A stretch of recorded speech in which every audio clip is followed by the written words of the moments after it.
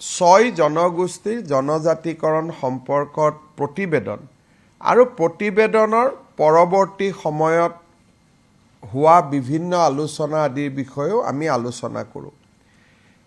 কেবিনেটত আমি কথা বতৰা পাতোতে দেখিছোঁ যে আমাৰ প্ৰতিবেদনখন খুব ভাল কৰি নপঢ়াৰ বাবে কিছু লোকে বিশেষকৈ CC2I কিছু বাতৰি কাকতত মন্তব্য কৰা বা সংবাদ মাধ্যমত মন্তব্য কৰা আমি দেখা পাইছোঁ। কেবিনেটে বিশ্বাস কৰে যে কেবিনেট কমিটিৰ এই প্ৰতিবেদনখনে 6টা জনগোষ্ঠীৰ জনজাতিকৰণৰ ৰাস্তাও মুকলি কৰিব আৰু বৰ্তমানৰ জনগোষ্ঠীখিনিৰো তিল মানুহ ক্ষতি নহয়। এই সংক্ৰান্তত যদি কেবিনেট কমিটিৰ ৰিপৰ্টখন বুজোতে পঢ়োতে কিবা অসুবিধা হৈছে তেতিয়াহ'লে কাৰোবাৰ মনত শংকা থাকিব পাৰে, কিন্তু ভাল কৰি যদি পঢ়ে শংকা থাকিব নোৱাৰে। আজি কেবিনেটে সিদ্ধান্ত লৈছে মন্ত্ৰী ৰণোজ পেগু, কেশৱ মহন্ত, পীযুষ হাজৰিকা তিনিজনীয়া কেবিনেট কমিটিখনে CC2Iক এক আলোচনাৰ বাবে আমন্ত্ৰণ কৰি প্ৰতিবেদনখন তেওঁলোকৰ আগত ব্যাখ্যা কৰিব যাতে ইয়াত কোনো ভুল বুজাবুজিৰ ৰাস্তা নাথাকে। কেবিনেট কমিটিৰ লগত বহাৰ পিছত যদি প্ৰয়োজন হয় তেওঁলোকৰ লগত ময়ো আলোচনা কৰাৰ কাৰণে আমি ৰাস্তা খোলা ৰাখিম।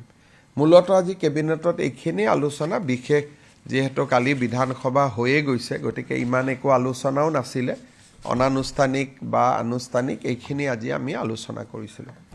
স্যাৰ 6 শিডিউলৰ ওপৰত কিন্তু আজি কটন বিশ্ববিদ্যালয়ৰ চৌহদতো দেখিবলৈ পোৱা গৈছে তীব্ৰ প্ৰতিবাদ। চাওক, ইমান ডাঙৰ সিদ্ধান্ত এটা হৈছে, তাৰ তুলনাত দুই এটা জাগাত প্ৰতিবেদনখন ভাল কৰি নপঢ়িলে অলপ শংকা থাকিব পাৰে।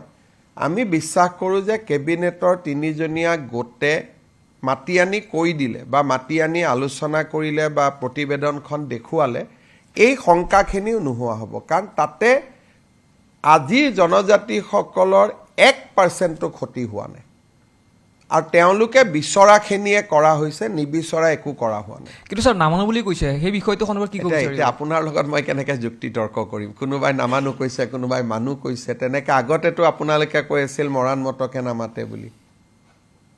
আগতেতো আপোনালোকে মোক প্ৰশ্ন কৰিছিল 6 জনগোষ্ঠীৰ হৈ, আজিহে আপোনালোকে জনজাতিৰ হৈ প্ৰশ্ন সুধিছে। ইমান দিনেতো জনজাতিৰ হৈ প্ৰশ্ন সোধাই নাছিলে, সুধিছিল জানো? ইমান দিনটো মোক লগ পালে মৰাণে আন্দোলন কৰিছে, মটকে কৰিছে, আহোমে কৰিছে, চুতীয়াই কৰিছে, এইবিলাকহে কৈ আছিল, হয় নহয়? গতিকে আপোনালোকে ভাবিছিল তেওঁলোকে আন্দোলন কৰিব, আশাটো মই নোহোৱা কৰি দিলোঁ। এতিয়া নিশ্চিতভাৱে বাকী যি মনত আশা আছে এইখিনিও নোহোৱা হৈ যাব, চিন্তা কৰিব নালাগে। মই কেন্দ্ৰ চৰকাৰৰ হৈ মই কেনেকৈ উত্তৰ দিম?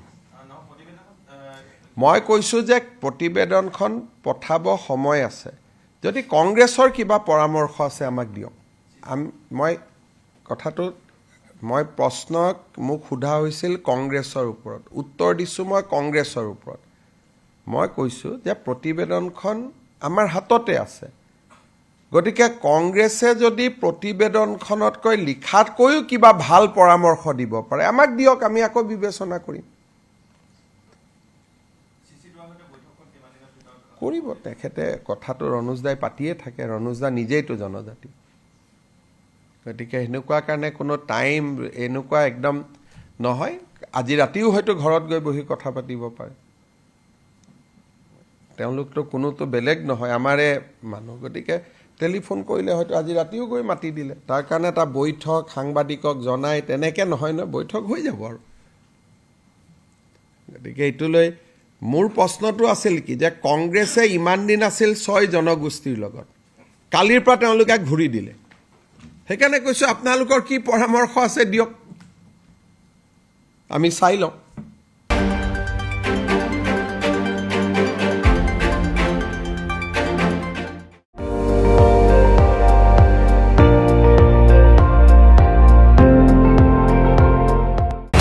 আপুনি চাই আছে ND24, সৰ্বশ্ৰেষ্ঠ নহয় সৰ্বোত্তমৰ দৌৰা।